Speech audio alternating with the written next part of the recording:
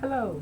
Today, the topic, mm, I think I know what I'm going. Paper chasing. I'm gonna go with paper chasing, and the reason I'm gonna go with paper chasing is because I was listening to a couple of sermons today, and though they didn't touch on the subjects, for some reason, after I listened to, I think the third or the fourth one, that came to my mind, and I was actually going to go with a whole different topic, but that kept staying with me, like really staying with me. So I figured this is the way that the Holy Spirit is trying to guide me, so that's where I'm going. Man, what do I mean by paper chasing? What I mean by paper chasing is those of us, and I say us because we're a family, we got to work this thing out together. Those of us who are money obsessed. You know, I got to get this money. I got to make this money. I got to have this money. I want to have millions of dollars in the bank. It's all about that. Or those of us who are chasing the marriage certificate. My friend is married. My homeboy's married. I want to be married. So we're chasing after that. And with no real guidelines to it. We're just going after wherever we think it is. That's where we're going. And the issue with that is this. One thing I've learned about chasing money from watching others, because I've never been a money chaser, and I've never been really interested in it outside of when I get a bill, I want to like to have it, to pay it. Other than that, it just doesn't really mean much to me. Again, unless I'm helping somebody, like somebody needs something and I'm making, do something for them, or if I'm out somewhere, don't have to know the person, but sometimes a person can be in need, and it's going to feel good. Just to be able to assist them in whatever their need is, whether it's a hug, whether it's just a talk, whether it's financial, whether it's food, whatever it is, So anyway, back to paper chasing. If you're chasing paper, if any of us are chasing paper, we're going to continue to chase it. So we might as well join the track team and just keep running around the track because it'll never end. It's a never-ending thing. And the reason why it's a never-ending thing is this. When people go after paper chasing, and running after money, what happens is a lot of times there's no real destination for the money. So when they get it, the money goes as quick as it came, and then they're still running after more. And they're easily, we're easily distracted when it comes to that. We're easily distracted when we're chasing money, because whatever we believe that money is attached to, that's where we're going. And a lot of times when we catch it, we realize, wait a minute, this didn't really do what I thought it was going to do. This not really having me feeling like I thought it was going to feel. So again, it has to have a destination. And one of the things that, let me say that Jamie Foxx said that I thought was so profound was, he said a long time ago when his career was just, kind of, they say, jumping off. And what happened is, he said that he never chased money. He went after his career. He went after what he loved to do, what he had a passion for, what he felt he was here on this earth to do. And by him doing that, the money came along with it. So he didn't have to worry about it because it was just there. And I thought that was good to say, because when I was, I did some research a long time ago, and I came across it again, and it just reminded me when God talked about prosperity. Then he talks about it in Jeremiah, and I'm not going to quote it because the scripture, because I'm not a biblical scholar, so I can't just throw a lot of it out there, but I know it's in Jeremiah 33 somewhere. So nevertheless, I'll have it at the bottom by the time this, I post this video, I'll have it up for you. And anyway, God is talking about, I'll give you health, healing, abundant prosperity, and safety. And the thing about it, when we're chasing after money and we get it, there's no safety. It's nothing that's going to keep us safe because we're going after it. It's not something that God is sending us that way. Because if it is, we wouldn't have to chase it. We just have to do what we need to do and the money will come. So there's no safety to it. And because there's no safety, anything can happen to it. That's the same thing, with health and everything. But one of the things that I remember, and I wanted to pull this up from this book that the Lord allowed me to put together when I was doing all of this research and stuff. And one of the things it says the world system defines prosperity as money, riches, wealth, social standing, and political influence. But this is the opposite of the teaching of Jesus Christ and the Word of God. And and it says here, Mark 8:36.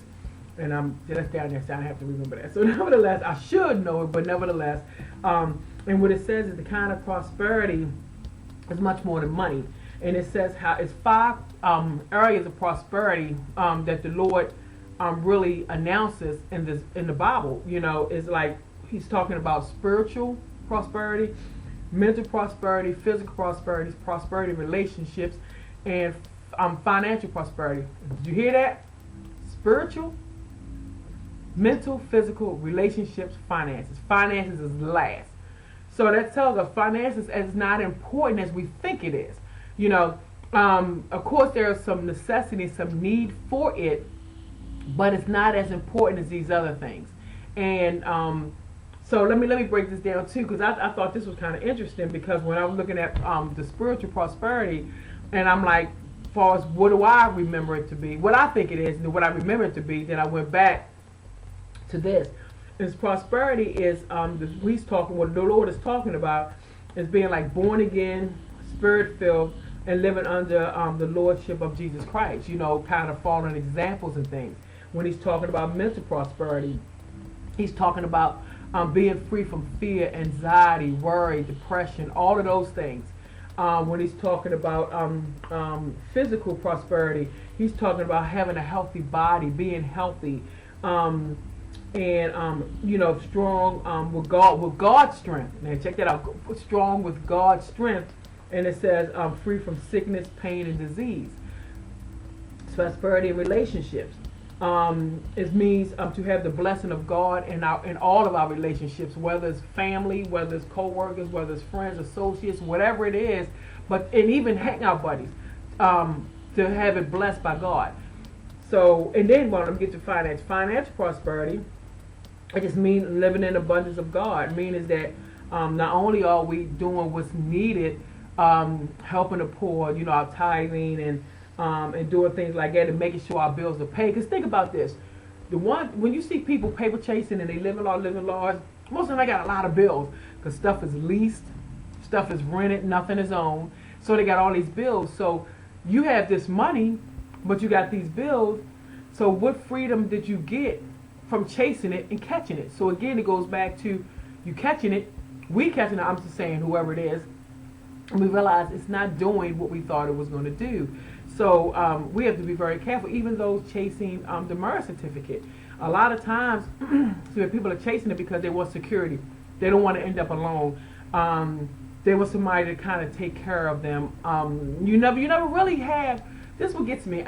You rarely ever see someone like, not saying they don't, but you don't see it enough where a guy look at a woman and he's like, wow, she's got herself together. You know, she's keeping herself well. Not that she's a perfect 10, but she's keeping herself well. She's taking care of her home. She got a nice career. She got an automobile. She got to, take care of her family if she has kids. If not, she's doing well. When a female is looking at a guy, handsome dude, he got his career going on. He's loving guy. He's doing this and, doing that. And instead of hearing what we're supposed to hear, we hear like, wow, she got going on. I probably could ride that car. She probably let me ride that car. Romance a little bit, do a little this. Same thing with a female. I look like this. I know he gonna let me have this and do this. Instead of saying, what happened to, wow, this person got their life together, and I got my life together. Well, we can bring that together. This is what God has, and if we bring this together, this can be some powerful stuff. We can really do a lot in this world. What happened to those things? You just don't hear that enough. You just don't hear that enough. Which is kind of disheartening and sad. But I'm one of the last of the romantics, and I believe that we can get better, and it's about knowledge. That's why whenever people put videos up, I listen to them, because a lot of times, even the ones that people using profanity, sometimes you can really still get something out of it. I don't repost them if I feel they can be offensive. But a lot of times, we can still gather something, even if it's no more than knowing not what to do and not what to say, what to stay away from. But anyway, I think that we should, just be more mindful of what we're chasing. We got to be more mindful of what we're chasing. Is this something that we're doing because of what we've seen on TV, or what my homegirl is doing? What is the real reason? Because when it comes down to it, whatever you got to do to get that money that you're chasing, would you do it if you never got any money? That's the question. That's the real question. Because if you are doing whatever you're doing, whatever any of us doing right now, would you do it without being paid to do it? And if you are, okay, that means you got a passion for it, you got a love for it. It's something that more than likely is part of your purpose, or even your purpose of what God put you here to do. But if you're doing something and you would not do it if you did not get paid to do it, and you have to reevaluate, either is this really what I'm supposed to be doing in life, or is my understanding and my thinking process a little flawed, and that's why I'm not able to get where I need to be or where I want to be and get it secured. Because God is only going to secure what He approves. It's simple as that. He only going to secure and protect what He approves. So if we out here, and it's not like so we have to be all like robots and not having fun and stuff. But it's just a way we have to do everything. Everything is about decency and order. So I just wanted to kind of put that out there. I'm looking at the time. Sorry, it's a little longer than I thought. But anyway, I just wanted to put that out there because sometimes, even with myself, sometimes I just need reminders or something. So even if it's nothing that I'm doing, sometimes I still need that reminder that don't get caught up. Don't let yourself get close to this, and watching our environments and who are around us, because a lot of times we go in directions that we would never go in because of the environment that we're in. So just be mindful. Don't chase something that God has, well, like I said again, God is not going to tell you to chase something. He just ain't going to do it. So anyway, just be careful not to go chasing anything. Find your purpose. Find why you're here. Find your gifts, because God even said your gifts will make room for you. I'll provide all your needs. This is His word, and He's doing it. I'm living proof of that, because a lot of things that has transpired in my life, even up to this point, there's no other way to explain it, but God has taken care of it. There's no other way. So I'm excited about all of that. So nevertheless, have a good day. Have a good week. And remember, don't go chasing it. If God has it for you, just follow in the path that you need to do it the right way. That way you'll get it, it's protected, and you can live happily ever after. Boop, boop. Bye-bye.